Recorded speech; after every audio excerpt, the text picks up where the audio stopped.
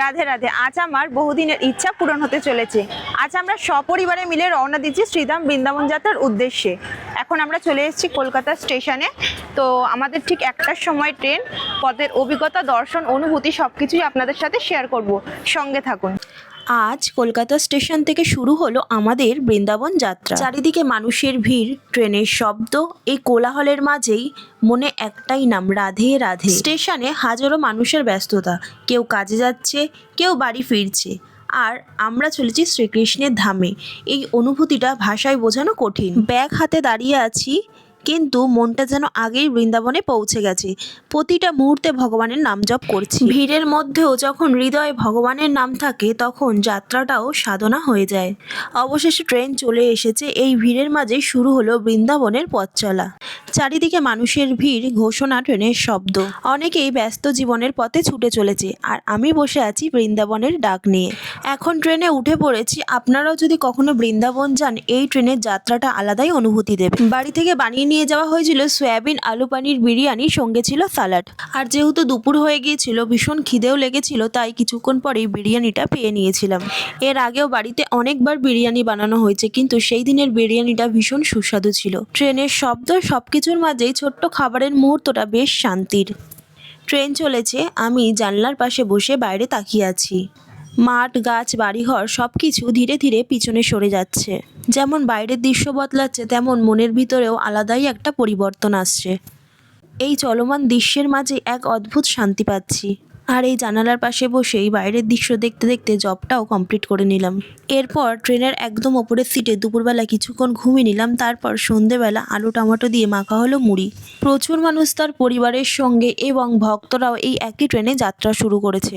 রাত্রি 10টার পর থেকে আস্তে আস্তে ট্রেনের লাইটগুলো সকলে অফ করে দিতে শুরু করে।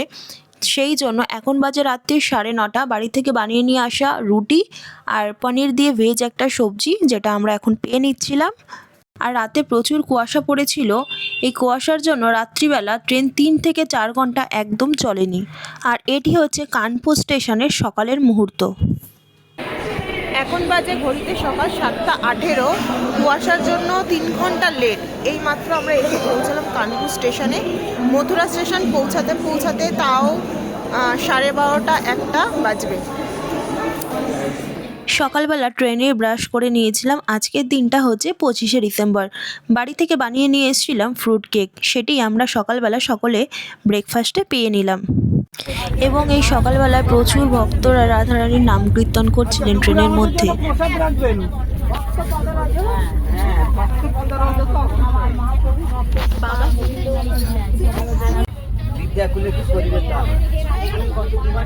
যারা নিতাই না বলিলাম, নিতাই বললো না, যত পড়াশোনা করে ট্রেনের জানলা থেকেই পেয়ে গেলাম রাম ভক্ত হনুমানের দর্শন। এই এখন ট্রেনে আমাদের ছোলা মাখা হচ্ছে। এখন সকাল নয়, বেলা 12টা বাজে। দাদা ভাই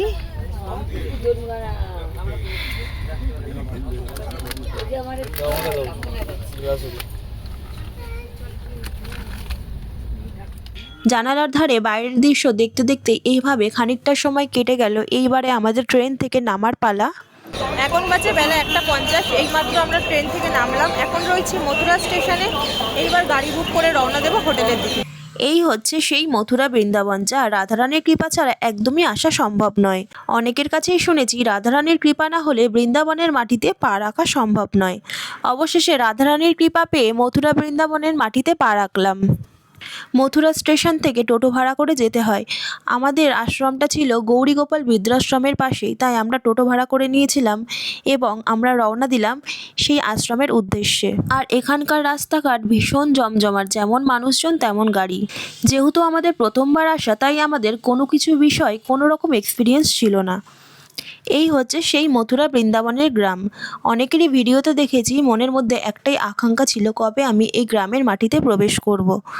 আর যেহেতু এটা শীতকাল এবং ডিসেম্বর মাস চলছে, সেই জন্য প্রচুর ভিড় ছিল। রাস্তাঘাট, অনেক রাস্তা বন্ধও ছিল, যার জন্য অনেকটা ঘুরে ঘুরে আমাদেরকে আসতে হয়েছিল। আর এই আশ্রমটির নাম হচ্ছে আনন্দধাম গৌড়ীয় আশ্রম। অনিরুদ্ধ মহারাজের তৈরি গৌরীগোপাল বৃদ্ধাশ্রম এবং গোশালার ঠিক পাশেই এই আশ্রমটা। যেহেতু অনেকটা বেলা হয়ে গেছিলো তাই রুমে এসেই কোনো রকম মুখে হাত পায়ে জল দিয়ে আমরা চলে গেছিলাম দুপুরের প্রসাদ পেতে। আর এই ছিল দুপুরের প্রসাদ। প্রসাদ পাওয়ার পরে রুমে আসলাম। রুমে আসার পরে স্নান টান করে রেডি হলাম। এরপর আমরা যাব বৃন্দাবনের ইস্কন মন্দিরে, যেখানে রয়েছে রাধা শ্যাম সুন্দর, গৌর নিতাই এবং কৃষ্ণ বলরাম। চারিদিকে ধামের হাওয়া, ভক্তদের যাতায়াত, নাম সংকীর্তনের শব্দ, সব মিলিয়ে একটা আলাদাই অনুভূতি। যেই ধামে শ্রীকৃষ্ণ লীলা করেছেন সেখানে দাঁড়িয়ে থাকাটাই সৌভাগ্যের। আর আমরা যে আশ্রমে ছিলাম সেখান থেকে ইস্কন মন্দির এবং প্রেম মন্দিরটা খুব একটা দূরে ছিল না। আরও একটা জিনিস আপনাদেরকে দেখাতে চাই, যেটা আমি বহু বছর পরে দেখলাম। এটি আগে আমাদের পাড়াতেও দেখতে পেতাম, আজকে আমি বৃন্দাবনে দেখলাম। এরপর আমরা চলে এসেছি শ্রী শ্রী কৃষ্ণ বলরাম মন্দিরে। এত পরিমাণে ভিড় ছিল, আপনারা দেখতেই পারছেন। এত দর্শনার্থী এখানে দর্শন করতে এসছে, ঠিকমতো ফটো ভিডিও কোনো কিছুই করা যাচ্ছিল না। ইস্কন বৃন্দাবনে পা রাখতেই মনটা অদ্ভুতভাবে শান্ত হয়ে গেল, যেন অনেক দিনের ক্লান্তি এখানেই রেখে দিলাম। চারিদিকে হরে কৃষ্ণ নাম সংকীর্তন, ভক্তদের মুখে হাসি, সব মিলিয়ে মনে হচ্ছে যেন সময়টা এখানেই থমকে গেছে। ইস্কন বৃন্দাবনে রাধা শ্যাম সুন্দরের যে সেবা হয় তা অত্যন্ত শুদ্ধ এবং নিয়মবদ্ধ। এখানে সারাক্ষণ হরে কৃষ্ণ মহামন্ত্র নাম সংকীর্তন চলতে থাকে। বলা হয় এই নামই কলিযুগের একমাত্র মুক্তির পথ। ইস্কন আমাদের শেখায় ভক্তি মানেই শুধু প্রার্থনা নয়, ভক্তি মানেই জীবনযাপন, প্রতিটি কাজেই ভগবানের স্মরণ। ইস্কন বৃন্দাবনের ধামের পবিত্রতা, শাস্ত্রীয় নিয়ম আর বৈষ্ণব আচারকে যত্ন করে রক্ষা করে চলেছে। এখানে পাওয়া প্রসাদ শুধু খাবার নয়, ভগবানের কৃপা। প্রসাদ গ্রহণ করলে মন ও শরীর দুটোই পবিত্র হয়। দেশ বিদেশের ভক্তরা এখানে এসে একসাথে ভগবানের নাম জপ করেন। এই ঐক্যই ইস্কনের বড় মহিমা। ইস্কনে কিছু সময় কাটালে অহংকার কমে, মন নরম হয় আর হৃদয়ে ভক্তির বীজ জন্ম নেয়। ইস্কন বৃন্দাবনে শ্রী শ্রী রাধা শ্যামসুন্দর দর্শন করলেই মন আপনা থেকেই স্থির হয়ে যায়, যেন হৃদয়ের অস্থিরতা থেমে যায়। ভোরের মঙ্গল আরতি থেকে শুরু করে রাতের শয়ন আরতি, প্রতিটি সেবায় শুদ্ধতার ভক্তির গভীর ভাব থাকে।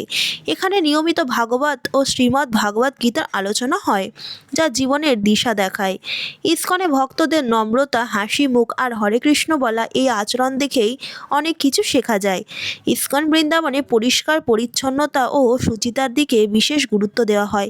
এটাও ধামের প্রতি সেবারই অংশ। যে যেমন অবস্থায় আসুক, ইস্কন তাকে ভক্তির পথে আশ্রয় দেয়, কোনো ভেদাভেদ নেই। ইস্কন আমাদের বারবার মনে করিয়ে দেয় নামই সাধনা, নামই সাধ্য। ইস্কন বৃন্দাবনে নাম সংকীর্তনের ধ্বনি শুধু কানে নয়, সোজা হৃদয়ে পৌঁছে যায়। এখানে কিছু না বলেও, কিছু না করেও শুধু বসে থাকাটাই যেন ভগবানের সেবা। ভক্তে ভক্তে ভরা থাকলেও মনে হয় যেন কৃষ্ণের সঙ্গে একান্তে কথা হচ্ছে। রাধা শ্যাম সুন্দরের দিকে তাকালে চোখ ভরে আসে, কথার আর দরকার পড়ে না। ইস্কনে এসে নিজের বড় ভাবটা ধীরে ধীরে ছোট হয়ে যায়। শ্রীল প্রভুপাদ যখন আমেরিকা গিয়েছিলেন তখন বৃন্দাবন ছিল একটি ছোট শহর, যা মূলত স্থানীয়দের কাছেই পরিচিত ছিল। তিনি তার অদম্য প্রচেষ্টায় পাশ্চাত্য জগৎকে বৃন্দাবনের মাহাত্ম্য বোঝান।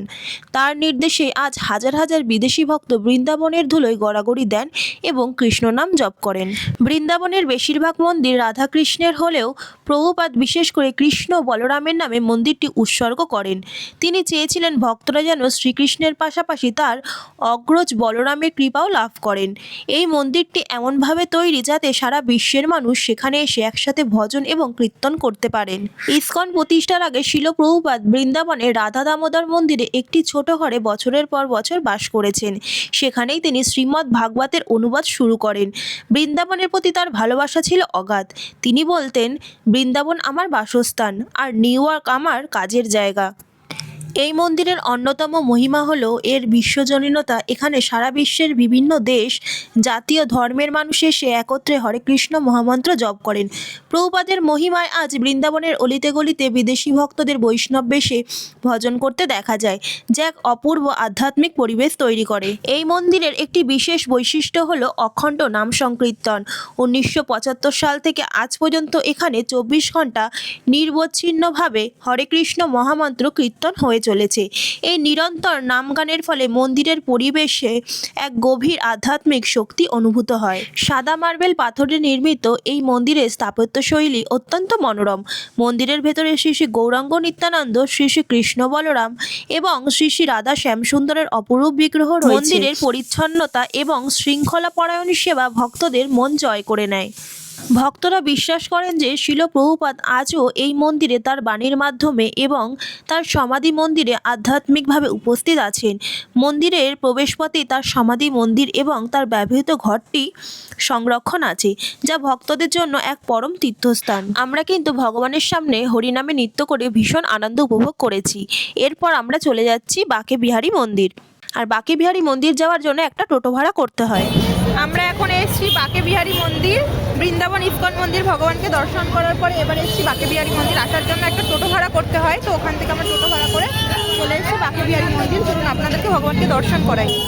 বৃন্দাবনের বাঁকে বিহারী মন্দির কেবল একটি উপাসনালয় নয়, এটি শ্রীকৃষ্ণের প্রতি গভীর প্রেম এবং আলৌকিকতার এক জীবন্ত কেন্দ্র।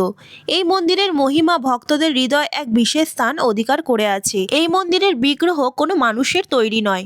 ষোড়শ শতাব্দীর সঙ্গীত সাধক স্বামী হরিদাস, যিনি তানসেনের গুরু ছিলেন, তার ভজন ও সঙ্গীতের মাধ্যমে ভগবানকে প্রসন্ন করেছিলেন।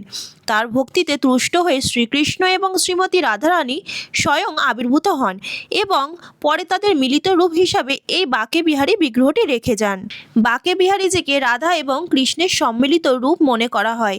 এই বিগ্রহের বাম অর্ধাংশ শ্রীমতী রাধারানী এবং ডান অর্ধাংশ শ্রীকৃষ্ণের বলে বিশ্বাস করা হয়। তাই বিহারীজিকে সাজানোর সময় অনেক সময় অলঙ্কার ও বসনে রাধাকৃষ্ণের যুগল ভাব ফুটিয়ে তোলা হয়। বাঁকে বিহারী দর্শন করার পর ওখান থেকে চলে গেছিলাম একটা দোকানে খাওয়া দাওয়া করতে। এই দোকানে আলু টিকি পাওয়া যাচ্ছিল, যা খেতে ভীষণই সুস্বাদু ছিল। সচরাচর কলকাতায় এই জিনিসগুলো পাওয়া যায় না। বৃন্দাবনের আলু টিক্কির সবচেয়ে বড় মহিমা হলো এটি সম্পূর্ণ পেঁয়াজ ও রসুন ছাড়া তৈরি হয়। ব্রজধামের পবিত্রতা বজায় রেখে এখানে আলু টিক্কি তৈরি করা হয়। যেহেতু রাত হয়ে গেছিল, তাই ওখান থেকে বেরিয়ে চলে গেছিলাম আমরা রাতের খাওয়া দাওয়া করতে।